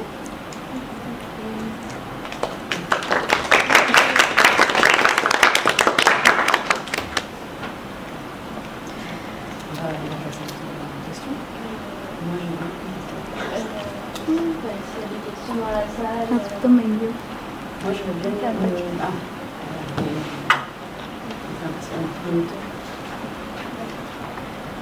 C'est une question pour la première présentation. Comment tu t'appelles? Anna. Anna, ok. Donc, est-ce que tu peux nous donner un peu plus des éléments de ton terrain? Si j'ai bien compris, tu as déjà mené des enquêtes sur les grandes églises, mais c'est pas super clair que sur l'église, ce sont des assemblées de vues, par exemple, qui sont hyper connues, internationales, etc. Et je voulais ça en commentaire, que c'est vraiment une idée, parce que moi j'ai travaillé aussi avec des femmes avocatistes qui viennent des milieux marginaux au Mexique, qui travaillent avec des indigènes qui se convertissent. Et en fait, un truc qui a été super utile pour moi, c'est d'échanger les livres de l'ethnographie, enfin sortir de l'église, sortir des espaces d'écoute et aller vraiment dans la vie quotidienne, parce que vraiment, se convertir, c'est aussi reconvertir l'espace du quotidien et les espaces d'administration de la vie des sœurs et femmes marginaux. Et même si ce sont, ils ne vont pas attendre ces idéaux d'ascension sociale, dans le concret, ça apporte des solutions pragmatiques qui sont importantes. Ce sont des logiques de reconnaissance, parfois de ressources, même ce qui ne sont pas à long terme, ça les sort des fois des aides, du niveau de santé, des espaces de socialisation avec d'autres personnes qui ne sont pas résilientes, qui n'habitent pas dans les favelas, etc. Des logiques d'insertion sociale, des fois, et même transnationales, parce que c'est dans l'église qui sont complètement connectés partout. Des fois, ça peut créer des valorisations dans les gens qui sont importants, même s'ils ne sont pas à long terme. Dans l'immédiat, ça apporte des trucs d'intégration sociale pour les gens qui sont des milieux très marginaux. Et voilà, il faut, je pense, élargir l'ethnographie par le magnétisme des lieux de foot de baccalauréat, parce que vraiment par des impacts sociaux dans le quotidien. Mais si tu peux me parler un peu plus de ton terrain, et puis après, ça m'intéresse vraiment. Donc, oui. Attends, on peut peut-être faire un tour. Et d'accord. Parce qu'en plus, moi, j'aimerais bien rebondir là-dessus. Parce qu'effectivement, Anne-Caroline, moi aussi, par rapport à la masculinité, un peu dans le même sens, en fait, c'est ça. Finalement, ton argument, j'ai l'impression que tu nous as fait un grand tour pour amener vers cette idée que l'Église propose ou promet une sorte de réussite qu'elle n'offre pas en réalité. Mais là, je pense qu'il y a une certaine confusion entre ça et la masculinité. L'idée que c'est la masculinité, ça serait cette réussite qui propose l'Église, alors que tu as un terrain, même à partir de ce que tu mentionnes au début, très intéressant. Et je pense que l'enjeu ici, c'est pas d'attendre que la masculinité corresponde à ce qui promet l'Église, mais plutôt de te poser la question quelle masculinité, effectivement, on trouve dans la performance de ces hommes-là, en fait. C'est-à-dire faire ressortir ton terrain. Moi, je me posais la question, c'est quoi une masculinité biblique? En fait, comment ces hommes ils vivent leur masculinité? Tu mentionnes des choses comme par exemple les parcours de sortir de l'illégalité, alors que ça me paraît richissime. Et j'aimerais savoir quelle est effectivement l'expérience de ces hommes avec cette Église. Et parce que ça me fait poser des questions, par exemple, effectivement, quand tu fais un parallèle avec cette comparaison un peu implicite avec la théologie de la libération, effectivement, quand on pense aux églises catho, on pense aux femmes, surtout un peu vieilles, qui vont à l'église. Et effectivement, quand on pense à une église néo-pentecôtiste, on pense à une assistance très masculine. Donc pourquoi les hommes vont à l'église quand elle est néo-pentecôtiste, en fait? Donc je pense qu'il y a plein de choses sur l'expérience au-delà de la masculinité hégémonique qu'on pourrait attendre de la société, mais effectivement la masculinité effective qui est performée dans ces contextes-là, qui moi j'aimerais qu'à partir de ton terrain aussi, moi j'aimerais que tu nous parles un peu plus sur ça. C'est qui effectivement, c'est qui ces hommes, c'est qui leur parcours, c'est quoi leur rapport à cette masculinité biblique, à cette rupture, à cette promesse qui ne se réalise jamais. Pourquoi autant d'hommes à l'église? Et surtout aussi, c'est ça, parce que tu parles beaucoup hommes périphériques, hommes socialement marginalisés, hommes précaires, hommes défavorisés par rapport à ces contextes néolibéraux. Mais ça me laisse avec des questions très concrètes, genre c'est quoi les catégories socio-professionnelles des hommes que tu trouves à ces églises en fait? Qu'est-ce qu'ils font? Qu'est-ce qu'ils ont fait? D'où ils viennent? Qu'est-ce qu'ils font après? Parce qu'effectivement je pense que c'est une prise assez intéressante sur le Brésil contemporain. Même si je pense que ton argument de lien entre, je me posais déjà la question d'où tu sors cette idée sur la masculinité précaire ou la masculinité d'exclusion qui serait cette masculinité du narcotrafic, cette masculinité violente, pourquoi d'où elle vient en fait ces idéologies de la masculinité ou ces performances de la masculinité, je ne sais pas en fait de quoi il s'agit. Et puis, oui, parce qu'on parle de pentecôtisme comme parallèle au néolibéralisme, pourtant ça me paraît une analyse qui parle des années 90, alors et qui là on fait un retour clairement à cette vague néolibérale, mais on a quand même eu une bonne quinzaine d'années où on n'était pas dans un contexte, on était dans un contexte de dispute avec un projet néolibéral, avec toutes ses limites et tout ça, donc on n'était pas simplement dans cette discussion, et ça n'a pas paru stopper la montée des églises néo-pentecôtistes ou leur capacité de se proposer comme une source de reconnaissance, un intérêt pour ces hommes précaires ou marginaux, comme on veut les appeler. Donc, est-ce que tu as un avis sur ça dans ce contexte-là? Et sinon, pour Paula, j'avais une question aussi qui est un peu liée, parce que vous deux, vous avez des terrains hyper intéressants, et je ne sais pas si c'est parce que vous êtes encore en train de travailler ces données et tout ça. Et moi, dans les deux présentations, j'avais envie de voir les terrains, et je suis restée un peu dans cette envie-là. Et c'est pareil, parce que Paula, je parlais de... Déjà, je voulais savoir, c'est pas une idée, c'est pourquoi autant d'occupations au Paraná? Pourquoi au Paraná, par rapport à d'autres États, tous les lycéens sont allés occuper leurs écoles. Et tu parles aussi, voilà, tu parles comment tous ces symboles de féminisme, comment une certaine performance du féminisme, on pourrait peut-être l'appeler comme ça, a été retrouvée chez les lycéennes de l'occupation.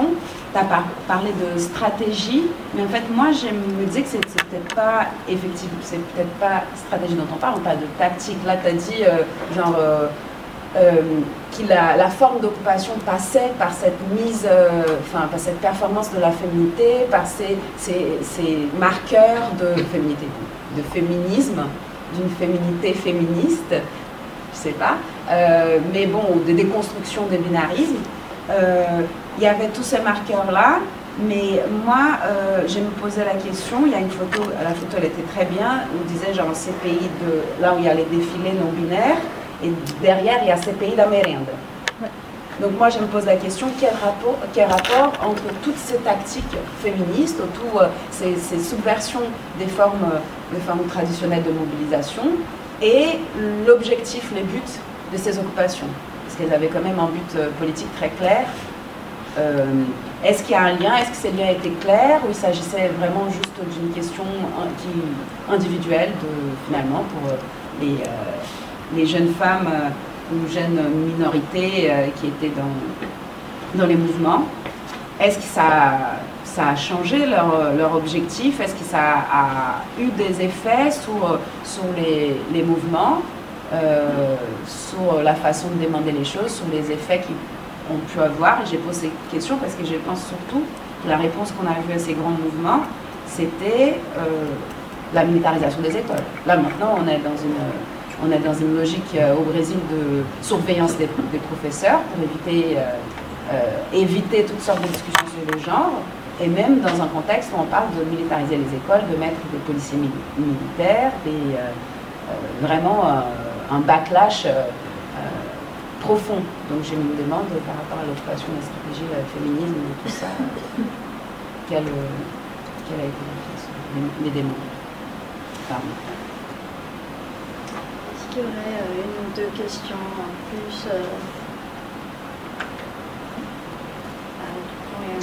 On répond après. Ok. Donc, ok, pour commencer sur la question du terrain, les églises que j'ai fait des observations participantes ont été des églises vraiment très différentes.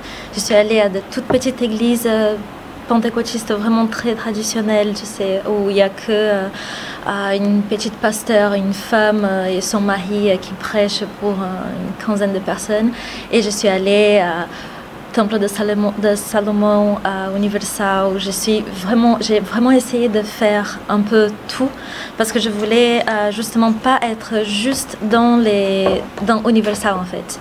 Parce qu'une énorme partie des études qui sont faites sur le néopentecôtisme au Brésil, c'est vraiment Universal. Et je pense que comme mon intérêt principal, c'est le rapport de genre par rapport à ces conversions religieuses, etc. Et quel changement ça peut apporter ou non. En fait, je ne fais pas vraiment une énorme différence entre le pentecôtisme et le néopentecôtisme. Là, je me suis vraiment basée sur le néopentecôtisme en raison de cette question de la carrière professionnelle, etc., du néolibéralisme et tout ça. Mais par rapport à leur discours de rapport de genre, il n'y a pas énormément de différence. Après, les églises néopentecôtistes, elles vont plutôt avoir une ouverture plus grande dans les cas des femmes. Les femmes, elles vont être incitées, en fait, à faire des études, à travailler, surtout les femmes les plus jeunes et tout. Alors que dans certaines églises plus traditionnelles, ça va être toléré plutôt qu'encouragé. Mais la dynamique, je pense que ça reste un peu la même. Donc, c'est pour ça que j'ai essayé enfin, de faire un truc un petit peu plus grand. Et oui, j'ai lu pas mal d'études qui montrent en fait qu'il y a des petits changements enfin, des réseaux de sociabilité qui s'est créé au sein de l'Église, des hommes qui vont trouver de l'emploi à travers un réseau dans l'Église, des femmes aussi, de types de solidarité qui vont se mettre en place aussi, dépendant du type d'Église. Après, dans les grandes néopentecôtistes, c'est pas trop le cas, mais voilà. Là, j'ai pas pu entrer dans les détails parce que c'était une présentation assez courte, donc j'ai dû vraiment un peu grossir les traits pour, mais dans oui, oui. Et donc du coup, je vois, il y a vraiment des types très différents de conversions. J'essaye un peu de trouver des catégories, voilà, des trucs plus généralisés. Mais voilà, là j'ai dû vraiment grossir un peu les traits pour la présentation. Mais dans ma thèse, ça va être plus nuancé. Et Isadora, donc, ok, beaucoup de questions. Donc, oui, effectivement, je pense que c'est hyper intéressant de s'intéresser à quel type de masculinité vont se créer, en fait, dans ces églises pentecôtistes et néopentecôtistes, qui sont ni ces masculinités hégémoniques, néolibérales, etc., ni les masculinités d'exclusion. J'ai pas trop travaillé sur ces masculinités-là encore, mais mon travail de terrain recommence dans un mois, donc j'espère pouvoir entrer un peu plus dans cette question. Mon terrain, je fais surtout des entretiens avec des femmes et très souvent avec leur mari à côté. Donc c'était un peu plus dans ces cadres que j'ai pu avoir ces conversations avec des hommes, toujours par rapport à la femme. J'ai pas trop rencontré des hommes seuls. Après, enfin, j'ai eu des problèmes dans mon terrain, mais voilà. J'espère que ces trous ils vont être remplis là la prochaine fois. Donc oui, en fait, cette question c'est hyper intéressante. Je vais complètement l'intégrer. Sur les parcours de sortie de l'illégalité, il y a donc Mariana Cortés qui s'est vraiment intéressée à ces conversions. En fait, elle a un livre qui s'appelle O Bandido que virou pastor, donc les criminels qui est devenu pasteur, et qui entre vraiment complètement dans cette question. Donc c'est pas tant ce qui m'intéresse là, ça c'est vraiment la question que j'ai abordée aujourd'hui, c'est quelque chose qui est s'est construit un peu de manière parallèle à ma question principale, ou mes questions principales, que je vais aborder dans ma thèse, mais que je pense que ça va rester un petit peu... cette question de la sortie de l'illégalité, je pense que je ne sais pas si je vais vraiment entrer là, dans les parcours exactement. Je vais rester vraiment dans cette question des manières de faire, des manières de réaliser des masculinités. Oui, pourquoi les hommes ils vont aux églises pentecôtistes et pourquoi dans les églises catholiques c'est pas vraiment le cas. Je pense que c'est exactement parce que dans le cas des hommes défavorisés, je pense que c'est surtout en raison de ces nouveautés qui apportent le néopentecôtisme en fait. Le fait qu'on a un discours beaucoup plus adapté à la société où on vit. En comparaison à un discours catholique qui va être un petit peu plus, aujourd'hui, un peu plus rouillé. Ça marche? Ouais, un peu, voilà, rouillé. Et qui ne va pas faire autant de rapport avec ce que les gens vivent vraiment. Je pense que le discours néopentecôtiste, il est très accessible, un peu simplifié même. Et je pense que c'est ça qui fait l'attirance, pas seulement des hommes, mais aussi des femmes. Il y a énormément de femmes. Les femmes, elles sont les plus nombreuses dans les églises pentecôtistes, en fait.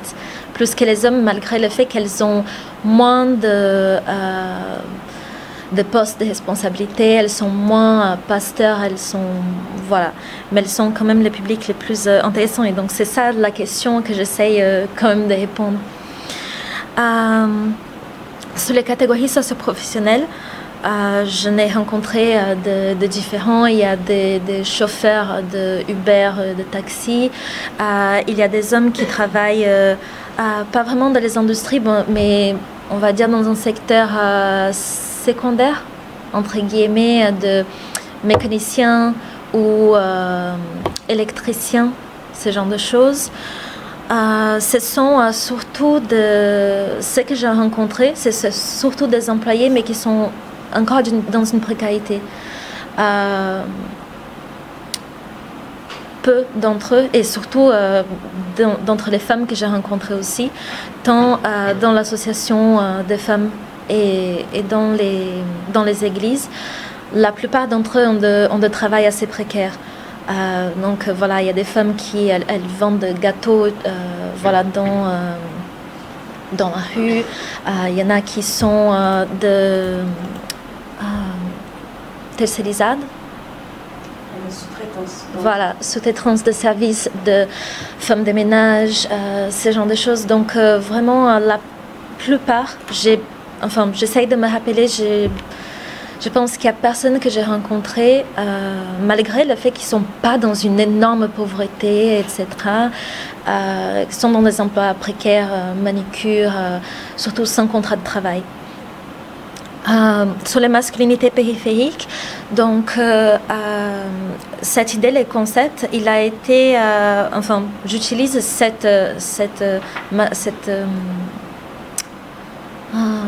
ces noms en fait, de masculinité de périphérie ou de précarité ou d'exclusion, mais en fait je fais une sorte d'amalgame avec plusieurs recherches qui parlent de ces masculinités marginalisées ou qui vont être traitées comme des masculinités hyper masculines. Enfin, il y a énormément d'études différentes sur les types de masculinité des hommes défavorisés, mais qui vont utiliser des catégorisations différentes ou de nomenclatures différentes, mais qui vont en fait montrer qu'il y a des similarités très très grandes. Donc on va voir qu'aux Antilles, c'est très similaire à ce qu'on retrouve dans les banlieues au Brésil, que c'est très similaire à ce qu'on retrouve parmi les hommes palestiniens à Israël. Donc ça se répète en fait, ces formes de montrer une masculinité à travers voilà, la violence, même si c'est symbolique, l'endurance, la virilité, cette sorte d'amis frères qu'ils ont dans les groupes de pères, qui sont très proches, et qui vont des fois en fait se substituer à leur vraie famille. Donc en fait j'avais ma petite bibliographie à la fin, mais j'ai parlé trop et donc du coup j'ai pas pu la montrer, mais voilà, j'essayais de situer ça. Et sur la question des années du Parti des travailleurs, en fait, je pense que même s'il y a eu, voilà, il y a eu des réformes, d'autres manières de faire la politique qui ne sont pas complètement néolibérales. Le gouvernement du PT, il n'était pas vraiment un gouvernement de gauche. Il faisait des réformes dans le sens du social, mais en même temps, il faisait des alliances avec les pentecôtistes, avec les entreprises et tout ça. Après, voilà, chacun sa manière de gouvernement. Mais même si on a eu, par exemple, voilà, beaucoup plus de jeunes femmes et hommes de favelas qui ont pu faire des études supérieures ou le Bolsa Família, ou enfin beaucoup de gens qui ont sorti de la misère vraiment pendant ces 15 ans à peu près. Quand même, ça continue un système néolibéral, même si on a voilà, des petits changements dans les sens du social. Je pense que c'est aussi un système néolibéral parce que c'est encore la réussite professionnelle, c'est encore cette concurrence entre les personnes. Donc voilà, je pense que ça a changé un petit peu. Et donc oui, certaines des études que j'ai utilisées, ils vont parler plutôt des années 80, des années 90. Mais c'est qu'on voit aujourd'hui. Enfin, j'avais mis une petite parenthèse dans mon présentation, mais j'ai dû couper parce que ça faisait beaucoup plus de temps. Tout ce qui a été construit pendant ces 15 ans a été un peu détruit ces derniers 2-3 ans. Donc, voilà. J'espère que j'ai tout... Merci Isadora. Alors, voir le terrain. Ouais. Quand je ne suis pas au Brésil, je consacre beaucoup de temps à décrire le contexte, la méthodologie et le terrain. Et un peu dans le deuxième lieu, je pense. C'est pas toujours possible de faire émerger le terrain, surtout quand le contexte et la méthodologie, c'est pas évident à tout le monde. J'essayais de faire des terrains émergés sur l'utilisation, sur l'usage de la langage, sur les murales, sur les manifestations publiques, mais je sais que c'est pas, peut-être que c'est pas suffisant, mais voilà, je pense que ce sont des limites de la présentation. Mais alors, je ne sais pas si j'ai compris, mais pourquoi Paraná, pourquoi Rio, pourquoi São Paulo, c'était ça, ou pourquoi pas? Ah ouais. Beaucoup des élèves ont mentionné le grève de professeurs 2 années auparavant, oui. Et ça, c'est connu comme le massacre civil c'était comme pendant la grève de professeurs au Paraná, la violence policière a été beaucoup très importante. Ouais, c'était encore plus que le normal. Je ne sais pas si tu as vu la photo du professeur avec bola de borracha na bochecha. Ouais, c'était connu comme le massacre civil des professeurs au Paraná. Ça a été en 2014. Et beaucoup des élèves ont mentionné cet événement comme l'impulse principal pour l'engagement pendant le printemps décembre. Je suis sûre que peut-être il y a beaucoup de raisons, mais ça me paraît une raison très particulière parce que le massacre des professeurs pendant la grève d'éducation 2 années auparavant, c'était quelque chose de révoltant, je pense. Ouais. ouais, peut-être pas des stratégiques, mais de tactiques. Je suis en train de développer mon thèse et Michel Desserteau surtout m'a parlé des différences sur les concepts de stratégie et les concepts de tactique. Je pense que les tactiques peut-être plus productif pour décrire ces pratiques politiques de la jeunesse lycéenne, parce que ouais, mais ça c'est un peu, ça c'est pas clair pour moi, mais ouais. C'est quoi la différence entre les deux? C'est comme les stratégies, c'est chez Michel Desserteau, je ne suis pas une spécialiste, mais ça me paraît que les stratégies, c'est quelque chose qui a un processus a priori, peut-être comme grosso modo, c'est comme c'est un rapport avec une structure stratégique sur quelque chose avec un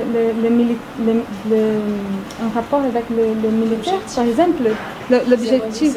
La stratégie, c'est l'objectif ouais, final, et la tactique, c'est les méthodes employées pour atteindre cet objectif. Oui, c'est comme si les tactiques se sont faites pendant le processus. Oui, c'est ça. Il n'y a pas un point de départ ou un point de chagrin, comment ça se dit, un point de D'arrivée. Ouais. C'est quelque chose que se fait pendant le processus, et les stratégies, c'est quelque chose qu'il y a un objectif certain final, a priori, mais ça c'est grosso modo. Et quelle est la relation entre la CPI de Merenda, le scandale de corruption de repas de cantine scolaire et la performance et la lutte féministe LGBT? Ouais. C'est le point principal de ma thèse, parce que c'est pas possible pour ces élèves de séparer les réformes et les marqueurs de différence. Ana Carolina a parlé un peu de type d'élèves qui vont à l'école publique. Et ça sont les élèves qui occupent l'école publique au Brésil. Ils sont grosso modo les pauvres élèves, les noirs, ouais, la jeunesse brésilienne qui n'a pas accès à l'école privée, qui sont des écoles avec les structures et tout. Ouais, voilà. Alors, ces réformes, le scandale des repas, ça a un impact à la jeunesse pauvre et noire. Et les marqueurs de différence, c'est pas possible de séparer des effets de réformes et la lecture sociale des jeunes qui sont affectés par les réformes. Et sur le genre et la sexualité particulièrement, ça, pendant la CPI de Merenda, pendant le scandale, toutes ces discussions ont eu lieu partout au Brésil.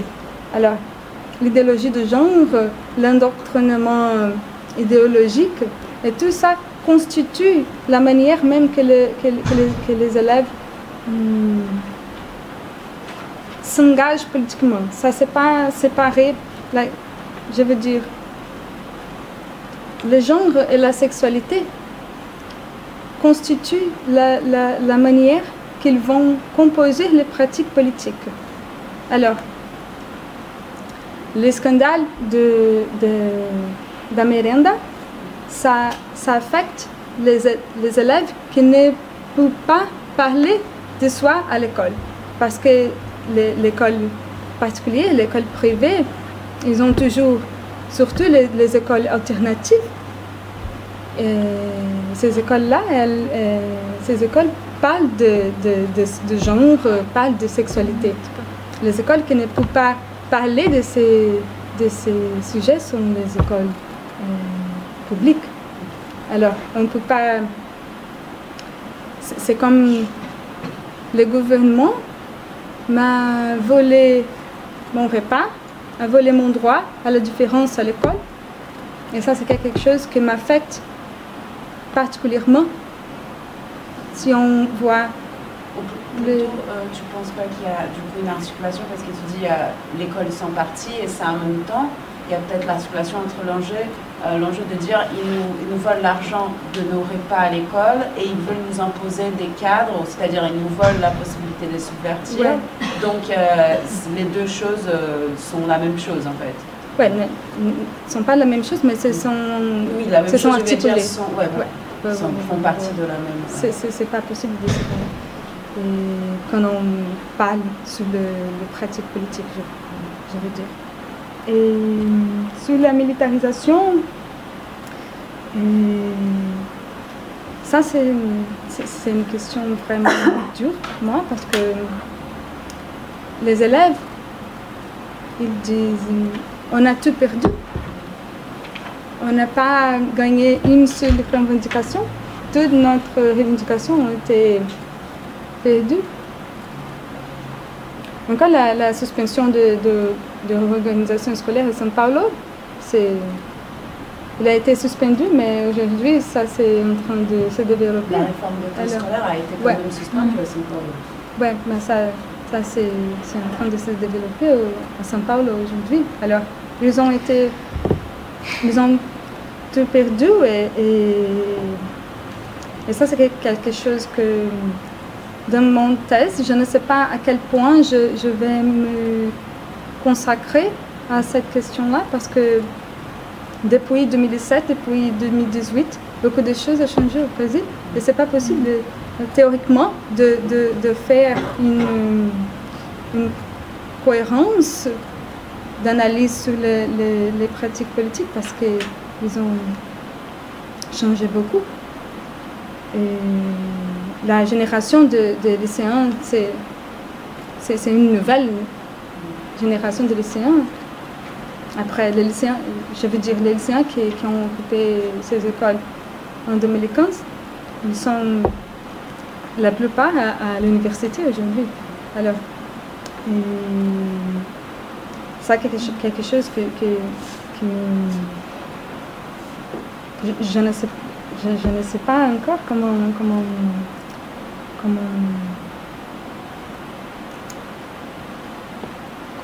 je peux dire.